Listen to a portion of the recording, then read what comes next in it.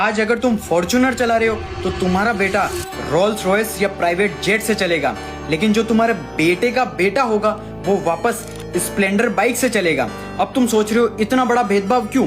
क्योंकि जो पैसा है वो 3 जनरेशन तक चलता है। लेकिन ऐसा क्यों? पहली जनरेशन को बोलते हैं वेल्थ क्रिएटर्स।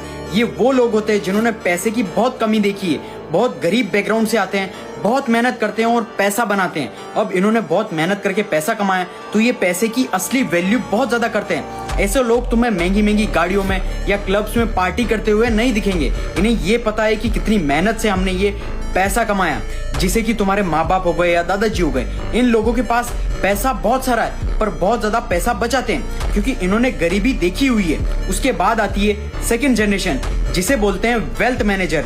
तो इस जनरेशन ने अपने माँ बाप का स्ट्रगल देखा हुआ है तो इन्हें पैसे की वैल्यू बहुत अच्छे से आती है। फॉर एग्जाम्पल, धीरूभाई अंबानी ने बहुत मेहनत करी और मुकेश अंबानी ने वेल्थ को बढ़ाया और बहुत ज्यादा ग्रो करवाई वेल्थ। इसलिए सेकंड जनरेशन फुल मौज करती है। मुकेश अंबानी को ही देख लो, लग्जूरियस लाइफ, करोड़ों की शादियां करवा रहा है बेटों की। लेकिन सबसे बड़ी प्रॉब्लम होती है थर्ड जनरेशन के लिए, क्योंकि जब वो पैदा होते हैं तो लग्जरी इन्वायरमेंट के अंदर पैदा होते हैं। मतलब उन्हें कुछ भी पता नहीं होता कि गरीबी क्या होती है। फॉर एग्जाम्पल, मुकेश अंबानी के बेटे को देखा होगा 50-60 करोड़ की घड़ी वॉचेस पहन के घूमता है। उसे नहीं पता कि 50-60 करोड़ रुपए की असली वैल्यू उसके लिए ऐसा है कि किराना स्टोर से 5 रुपए की चॉकलेट खरीदना या कोई चिप्स खरीदना। और इतना ज्यादा पैसा होता है कि अबंडेंस ऑफ मनी है, तो इन्हें नहीं पता होता कि पैसे की रियल वैल्यू क्या होती है। इसलिए तुमने देखा होगा बड़ी बड़ी पार्टीज करते हैं, महंगी महंगी घड़ियां, गाड़ियों में घूमते हैं ये अमीरों के बच्चे।